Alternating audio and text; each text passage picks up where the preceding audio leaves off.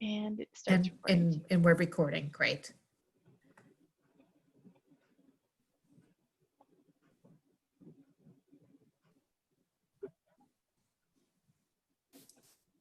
Here we go. Yeah. So we've got one, two, they're starting. Yeah.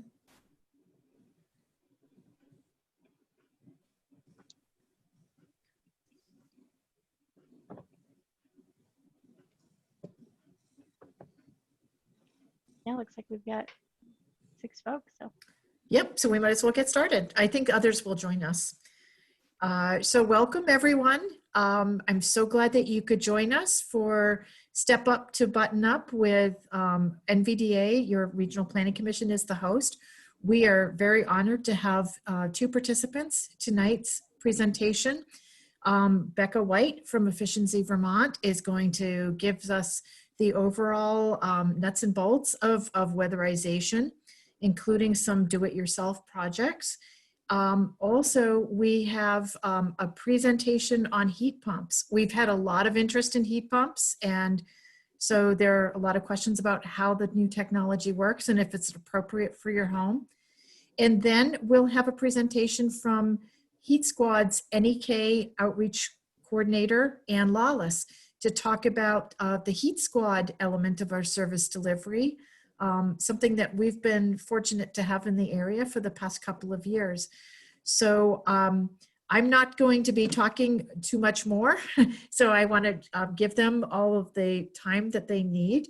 I will be monitoring for questions. I will be checking it on either chat or Q&A feature of this webinar. And we'll post those questions at the end of the presentation. So thank you so much for joining us. And if you have any questions, please type them either in the chat or in the Q&A box. Thank you. Great, and I'll go ahead and start sharing the screen. Okay, so you should all be seeing the presentation. Is that correct? Okay, I'm seeing 9 heads from my fabulous co-hosts. Yeah, there we go. So hi, I'm Becca White. Thank you so much for the introduction, Allison. I'm going to be going over the first 2 parts of the presentation today. So we're going to start with that stepping up to button up piece, and then I'll dive into heat pumps. And I did want to highlight some of the partners for Button Up Vermont. If you're familiar with the campaign, every year, just like we green up in the spring to keep our communities clean, we try to button up in the fall to keep our homes warm and stop heating the outdoors. So this campaign has a lot of supporters and partners. Some of those are organizations that support energy advocacy. We've got almost every utility in the state is a part of it, which is fabulous. So in addition, oh, I think there's, oh no, that's it. So that's everybody. And for the agenda today, for the weatherization portion, I'm going to go into the really high level pieces to weatherization and then dig in a bit more on how to get started and some DIY options. So when we talk about weatherization and buttoning up your homes, we're talking about 2 distinct ways to make your home more comfortable and cost effective. And that's insulation and air sealing. So for insulation, this is my favorite slide in the whole presentation. I like to start off with it because when I think about insulation, I've got this nice sweater on. That's my insulation. I'm keeping lovely and toasty. And I can, at the same time as I generate heat, I'm keeping that heat inside. But when I step outside on a windy day like today, I still have that airflow go through the sweater. If I had a big cable knit sweater, it would be the same thing. So on top of having my lovely sweater, I also want to have a windbreaker that I'm going to zip up. And that windbreaker represents air sealing. So when we combine both of those things together, we're actually reducing the amount of airflow that's going through the holes in our sweater, and we're keeping that hot air in and not letting the cold air in. So pretty cool. And we think about that with our homes. So moving beyond the analogy of the sweater, when you think about your home, you want to think about the different principles of how a home works. And the first principle is that warm air rises. And when there are holes or leaks in your home, the hot air will escape through the holes in the roof or attic or upper stories. And the cold air and drafts will come in through leaks in the basement and lower stories. So that upward movement is called the stack effect. And those leaks make insulation less effective. So if I had a windbreaker with like a giant hole in the front, that would make my sweater just a little bit colder. It would remove the whole purpose. So you want to make sure that you are getting rid of those common leaks. And some of the common leaks that we see are fan vents. That could be in your bathroom, your kitchen stove, could be your dryer. You've got your attic hatches, chimneys, recessed lighting, even your outlets. Like if you've ever put your hand over an outlet and you actually feel like a bit of cold, you could see doors, windows, basements, any joints, corners, or places where the floor meets the wall. That could be a location that you're losing air. You're having an air leak. So when we think about buttoning up, we're thinking about knowing the principle of the stack effect and making sure that we reduce those common air leaking spots. So when we're thinking about buttoning up, you're going to want to prioritize places where that sweater and windbreaker are in contact. So you want to prioritize insulation in all the places with those most common leaks. So this is a great example of the places that you would prioritize when you're thinking about buttoning up your home.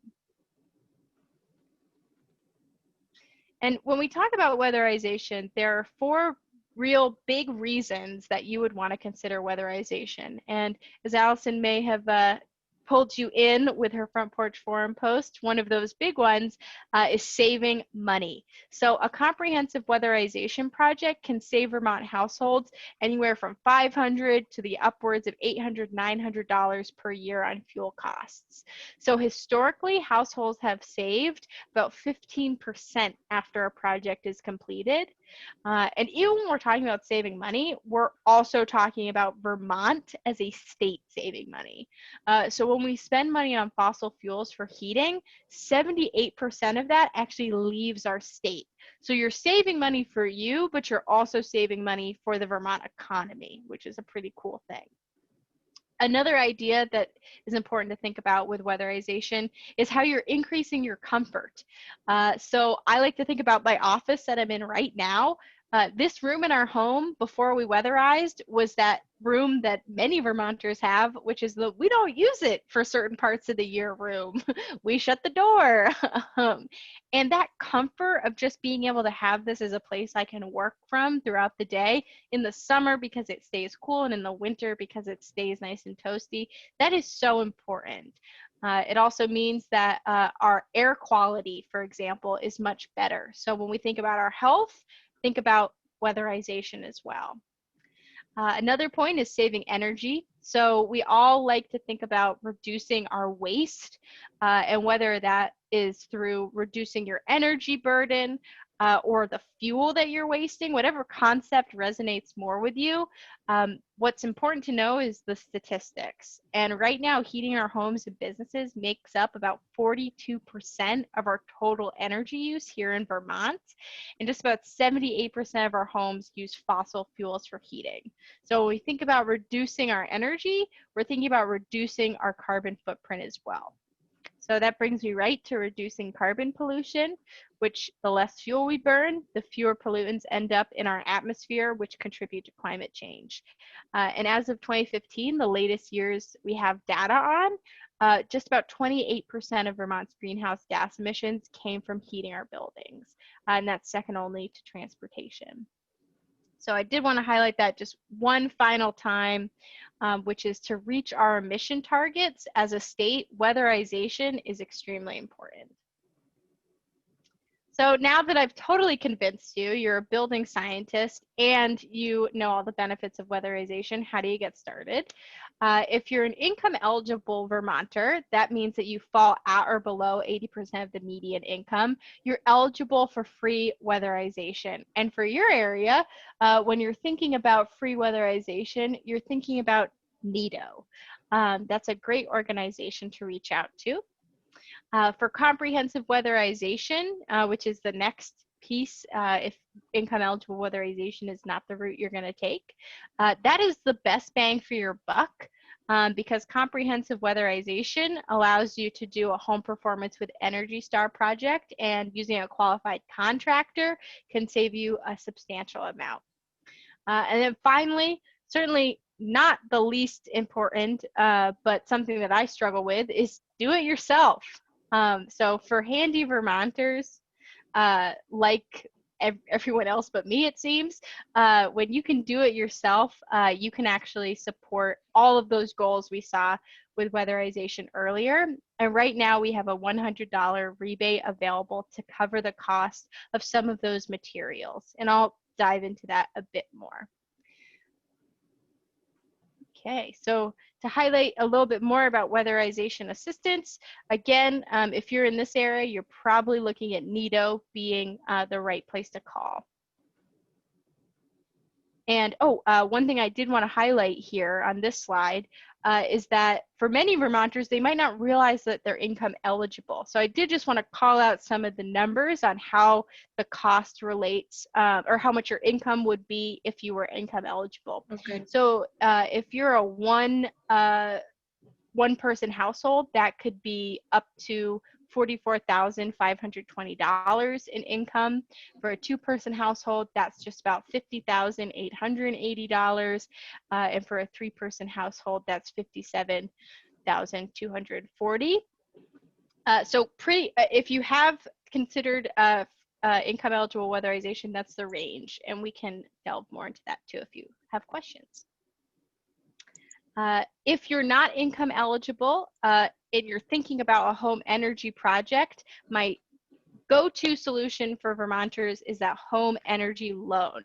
And I know Anne's going to talk a little bit about that too, because what's so great about the home energy loan is it's a low, if not no cost, energy loan to help you do projects. And if you're coming here tonight to hear about heat pumps as well, cool story, you can do it all. With the home energy loan. Lots of different projects can qualify for the home energy loan. And just to reiterate some of the do-it-yourself incentives, when you are considering a DIY project, to get the $100 rebate, you have to do 3 of the 6 projects listed here. And these are actually all in the Button Up Vermont checklist too. So you can check it out at the Efficiency Vermont website and on Button Up's website. So anything here, if you did 3 of these projects, there you go. You could get $100 back. And as we all spend a little bit more time in our homes, you might start to notice some of those projects. And if you need help with the DIY stuff, there's some great videos available with tutorials to help do those. And just to wrap it up, if you want to find some resources on this topic, feel free to call Efficiency Vermont's customer support.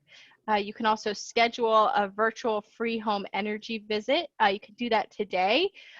Those are more of a general high-level overview. So if you're thinking about a project now or you'd like to do something comprehensive, I would stay tuned for later in the presentation. But the free virtual home energy visits can be a nice way to get kind of a first pass at some of the opportunities you have. And if you're thinking about diving into a project already, finding a contractor is a great place to start. We have a page for that. And you can ignore the bottom one here unless we've got a Burlington resident who's snuck in. Just about everybody should be able to utilize the services through Efficiency Vermont.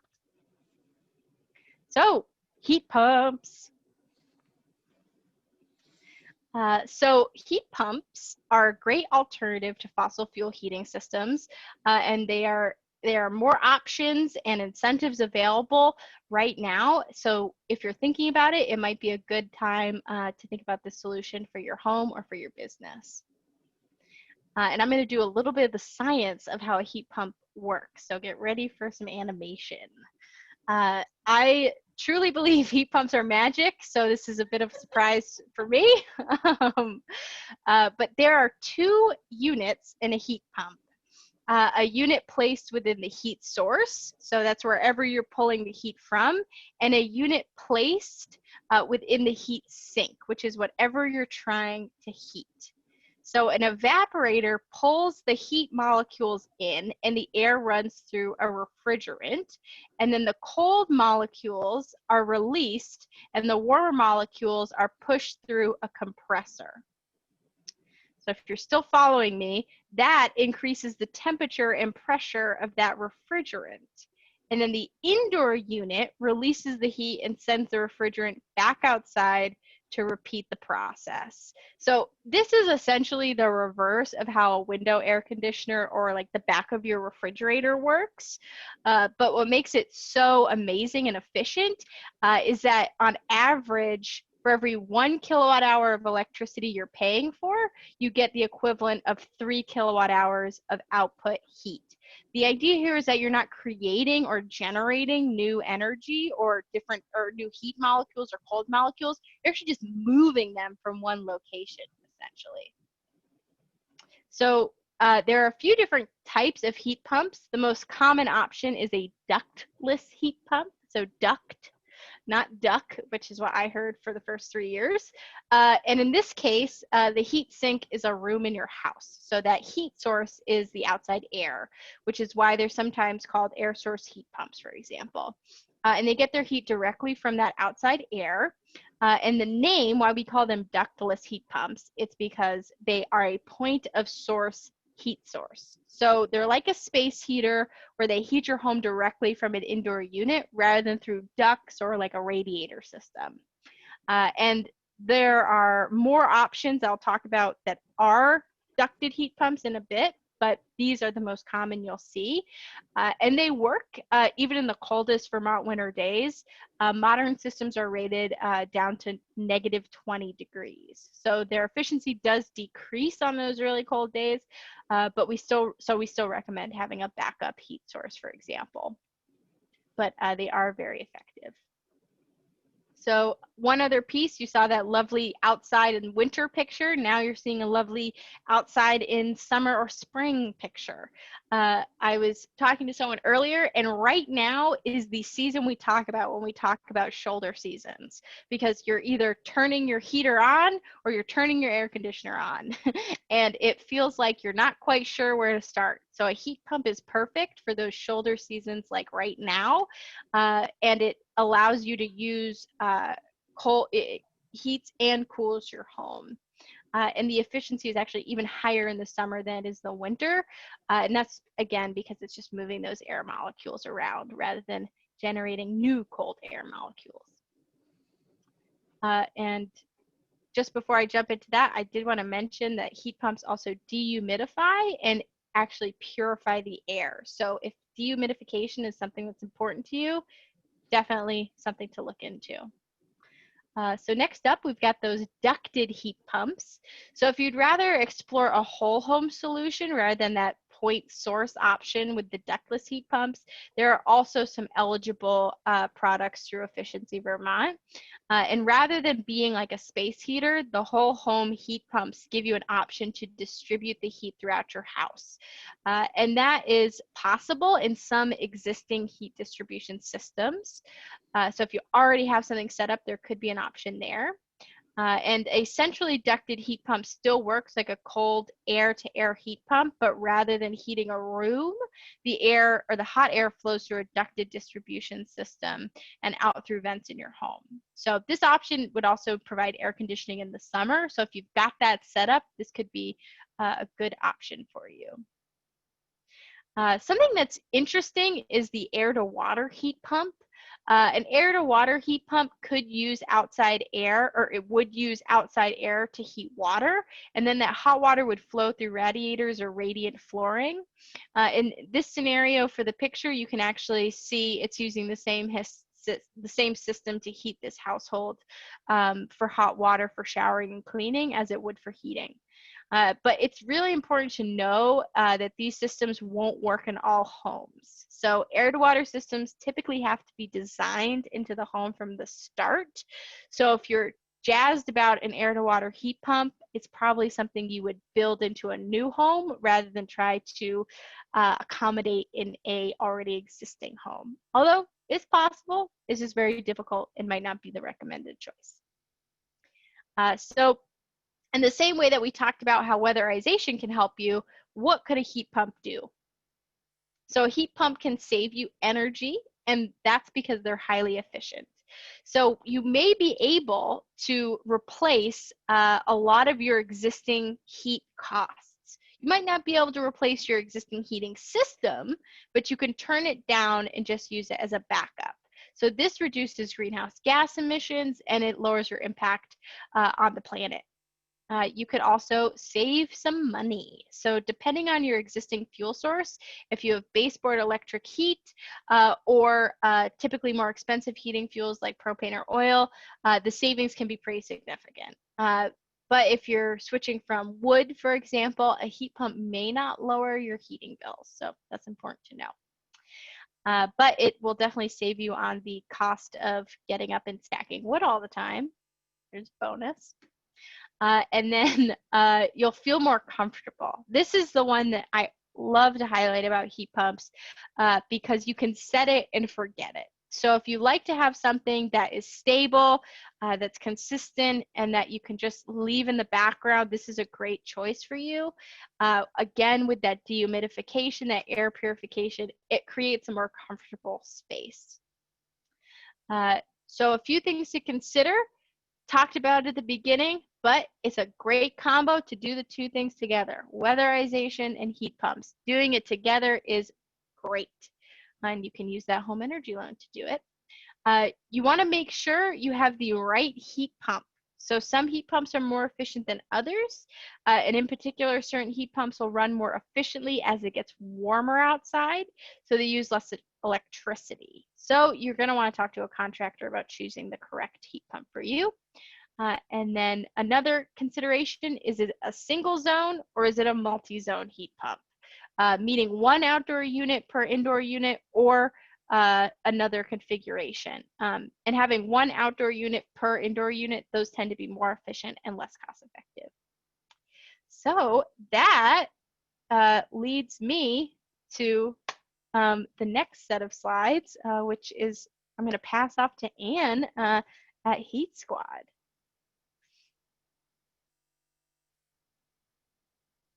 Oh, there you go. Thank you, Becca, and thank you for that nice introduction, Allison. It's wonderful to be working with NVDA and Efficiency Vermont. So I want to tell you a little bit. You can change my slide, Becca, please. I just want to tell you a little bit about our services. As an energy provider, we are a partner. We are a qualified contractor with Efficiency Vermont. So our home base is NeighborWorks of Western Vermont, which is an affordable housing agency in West Rutland. So NeighborWorks started the Heat Squad program about 10 years ago, and it came into the Northeast Kingdom about 2 years ago. So you may be familiar with Rural Edge, which is our local affordable housing agency in the Northeast Kingdom. So we're similar. We do a lot of similar things, like those items you see down at the bottom. Rural Edge doesn't have a Heat Squad program, so we're not really in competition with them. We're a partner. We're a partner with them. Okay, next slide. Thanks, Becca. So the thing you probably want to know the most about is what we do, which is a comprehensive home energy audit. So I want to introduce you to Sally here in the picture. She's our Northeast Kingdom auditor. She's a fabulous person, and she's very talented and skilled. And so in the photo, what she's doing is she's got a blower door kit installed in someone's front door. So when she comes to your house, she does this, and the purpose of this, you've got all the windows and doors closed. So what she's doing is she's gathering baseline data about the level of infiltration. And That's going to be key because you are going to try to get at least a 10% improvement so that you can access those wonderful rebates. So it takes 3 hours. It's a big deal. She goes top to bottom, basement to attic. She looks at everything. She's got a wonderful little camera, and you can see that image in the lower at the lower edge. She can see. Thanks. She can see where an air leak is happening because the camera detects the difference between the temperature outside and the temperature inside. So she checks your existing heating system. She's looking for health and safety issues. We work year round, and the best news is you will get your audit report in the next day. She's amazingly efficient. So let's take a look at what's in the audit report. So it's about 10 or 15 pages. Sally pops in the picture she took at your house. So it's not just a generic report, it's really specific to you. She will recommend different improvements. So different weatherization improvements, like maybe you need she's going to talk about more insulation in your attic or more insulation in your basement. She'll also talk about equipment that she may be recommending. So she'll give you an estimate of the project cost to get this weatherization work done. She always has an eye on what rebates you're going to be able to get. She'll give you an estimate of your savings on your energy bills. And so all that together is the information that you need so that you can figure out which projects you want to do and what is going to fit into your budget. Okie doke, next slide, please. So you'll get that audit report, and you'll really want to, take a deep dive and absorb all the information. Consult with your auditor, Sally. If there's questions you don't understand, she'll help you make sure you're knowledgeable. And then if you're ready to go forward with doing some projects, she will connect you with some local contractors, and they will provide you estimates. So this is an important difference between Heat Squad and all the other energy contractors that are out there. I think we may be the only one that actually doesn't. I'm not sure about that, Becca. You might know. I'm not. We may be the only one where we don't actually do the work. So we're sort of like a disinterested third party. So we can give you, sort of neutral feedback, because there's nothing in it for us to get the work to actually get the work done. Oh, I think I forgot to mention, although it was in the slide, that having a home energy audit costs, the fee is $150. So back to this slide. So you go out, and we recommend people you can work with. You ask them for estimates, and the cool thing is you can use your audit report almost like a request for quotes. So let's say you're a super achiever and you want to have 3 quotes for the basement work. Well, you give them each the same report, and you'll get 3 comparable quotes back.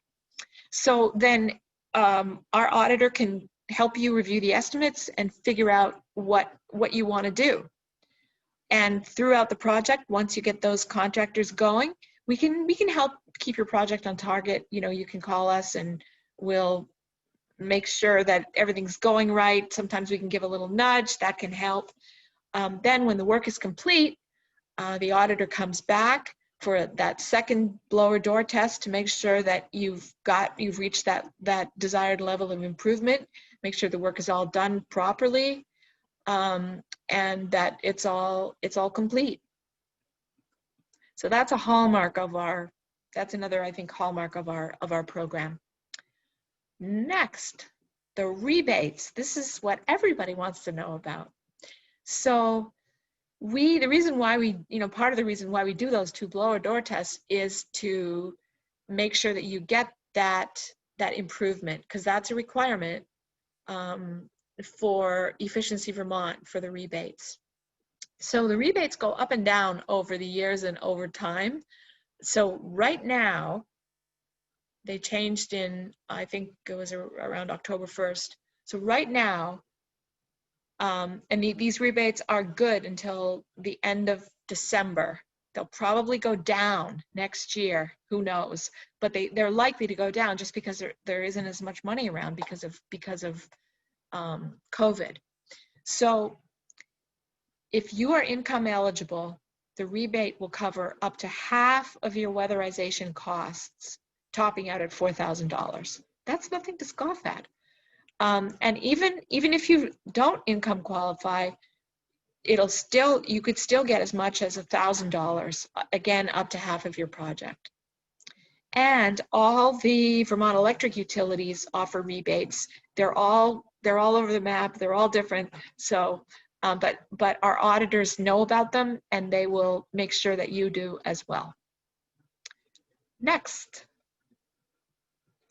So here's a bit more about income eligibility, and Becca touched on this earlier. So most people think that they're not going to qualify, but actually the guidelines are pretty decent.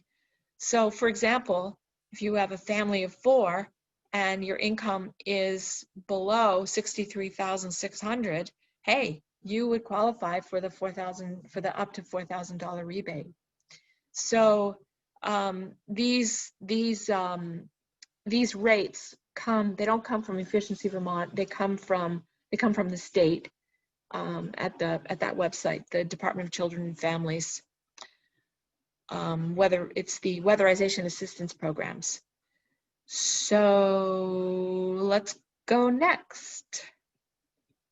So Heat Squad can also help you with an energy loan, and these are offered through Efficiency Vermont. So you'll see on the left that home energy loan project verification form.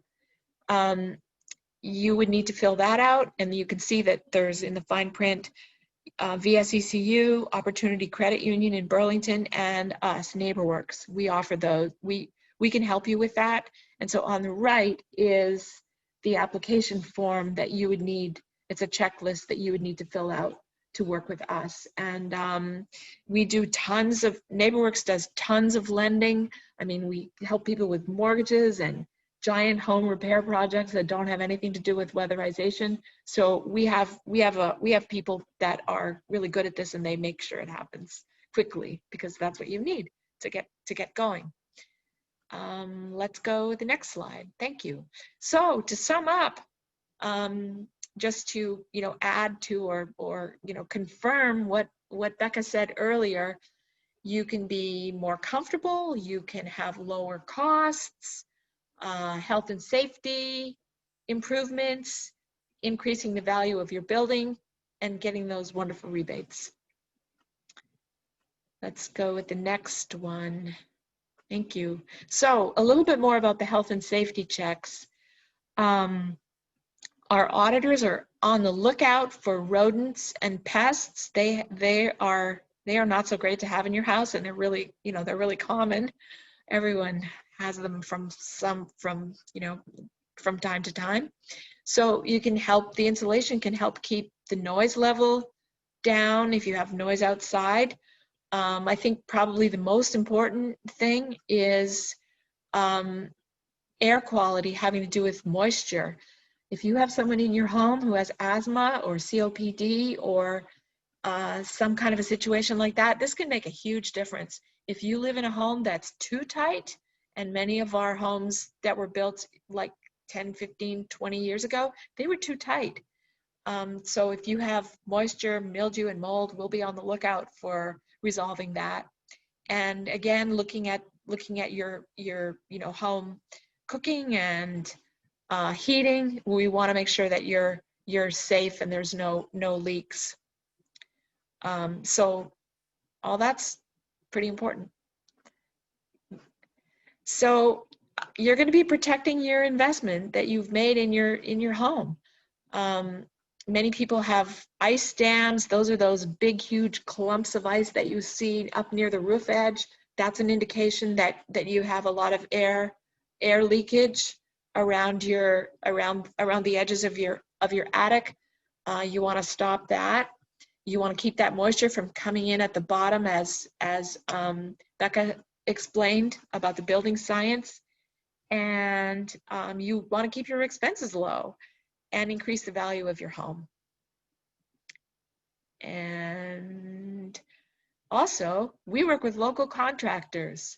So you will be helping with job creation, supporting the local economy, keeping those hard-earned Vermont dollars from going up in smoke with fossil fuels, keeping our money in our state.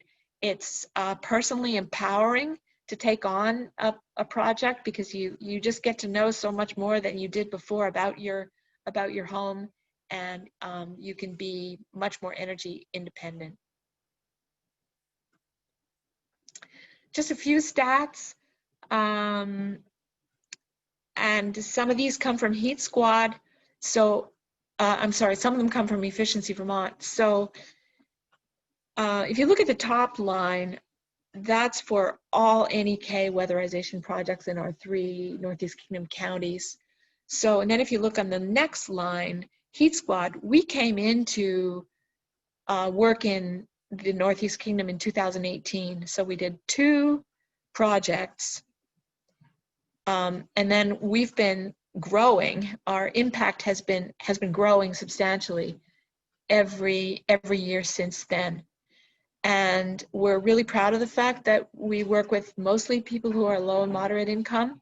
So we're helping the most vulnerable and the most energy burdened. So energy burden means the percentage of your household dollars that you're spending on energy, as opposed to, you know, clothing or transportation or childcare or food.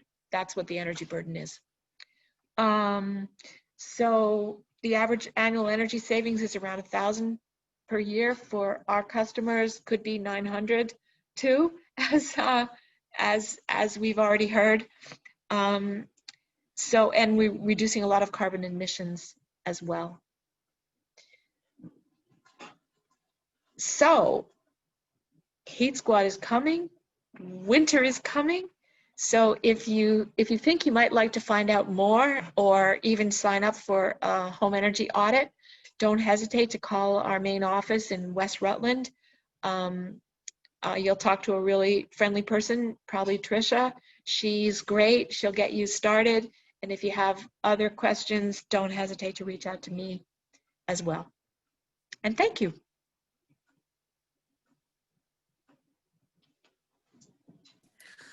Okay, so I've been monitoring for questions. We did have a shout out to Sally, so I thought that you should pass the word along. And so we had a remark that Sally is wonderful to work with, and I can attest to that as well. So one question that we have was about window dressers, the project in Maine. Would that qualify for a do-it-yourself project, or for any other project category? Something that would be eligible for an efficiency rebate? Great question. So window dressers would qualify for the DIY rebate as a project. Yep. Okay. Another couple of questions. You talked about the infrared camera being temperature dependent. Are there times of the year that it doesn't work? I didn't understand what that meant. Oh, I'm happy to talk about that. Let's see.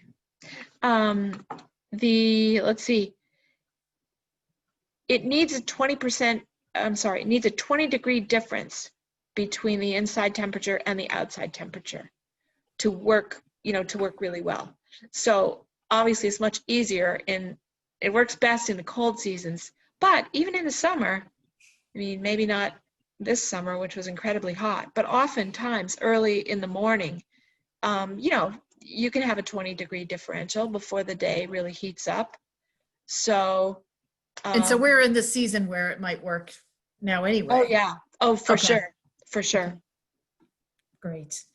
Then about heat pumps. the ducted heat pump system, can you simply pull a forced air furnace and replace it with a ducted heat pump? Well, it wouldn't be, so I would just start by saying if you're thinking about doing a major change like that, I would Yeah. highly recommend reaching out to a contractor or having someone from Efficiency Vermont talk it through with you. Yeah. I have talked to folks who have had extremely old systems that they've completely gotten rid of. You would most likely want to have a backup source, and there is a possibility you could use a ducted system that's already in your home with a heat pump system. But if you've got that and it could still exist as a backup, I would recommend, as long as you have something that's moderately efficient, to actually keep that system in place. Okay. And I actually, as you continue on with your questions, I think we actually have a blog post about kind of that question. So I'll see if I can find it while we're talking and put it in the chat. Great. Will people who see this recorded, will they be able to see that in the chat bar as well? Good question. I don't think so. So we can, I can bookmark that and we can include it in like an email afterwards. Absolutely. That's great. That's great. So then finally, I had a question. One of the comments that we often encounter about people who install heat pumps is they say, well, my electric bill is going to go up. So I'm just trading one form of energy for another. So I'm wondering if you could explain more about the efficiency ratio and why it's not simply trading out one form of energy for another. Yeah, we had a really good graph that we should probably add back to the heat pump slide, which is basically showing like, here's how much you spend on fossil fuel and electricity together currently for heating and cooling your home. And then you are moving over with a larger chunk of that being electricity, but you're reducing the cost overall. So you're effectively shifting where you're using or what type of fuel source you're using to heat or cool your home, but the cost of the alternative that you're using with a heat pump, that cost is typically much lower. The other piece that's interesting about the efficiency of heat pumps is because of their technology. Something I always forget to mention is if you've just got like an old, like a radiator system, like your space heater, for example, maybe you've got that plugged in, even if you've got like an electric form of heating, it's just heating and heating and heating until you turn it off or till the thermostat, maybe the other corner of the room goes, oh, I've hit my mark. Yeah. What a heat pump does is that depending on the type you get, it will actually scan the room and it will heat based on the pockets of different temperatures that it finds. So you don't have the situation that many Vermonters experience, whereas like you put all your stuff near the heater and like you kind of live next to the heater for part of the year. It heats the whole space that it has access to. So a good point with that, Allison, is actually that if you've got like a really traditional like 1880s Vermont farmhouse with small separate rooms, it's probably not the best idea to have a heat pump in each one of those rooms. It's not a cost-effective choice. But let's say you've got like an open living room or open kitchen space that connects to like a dining room. Your heat pump will be very effective in that open space compared to like the little kind of cookie cutter rooms you might see in some of our older homes. Okay. So it's really, it depends on the space. Okay. Thank you. Anne? Oh, I could just add, as a relatively new heat pump user, I was like terrified of the thing at the beginning. I was scared to turn it on because I was like, oh my goodness, my electric rate is gonna spike. What am I gonna do? But it actually didn't turn out to be bad at all. And I literally don't notice much of a difference in my electric bill from, let's say a cool summer month to even a cold winter month. I was really, really, really pleasantly surprised. Great. Great. So that is all for the questions that we had, but I do appreciate everyone joining us. We did record this and we're going to make it available from our website. I will send out links to people who registered, as well as any other resources that we have. I think there's a blog post that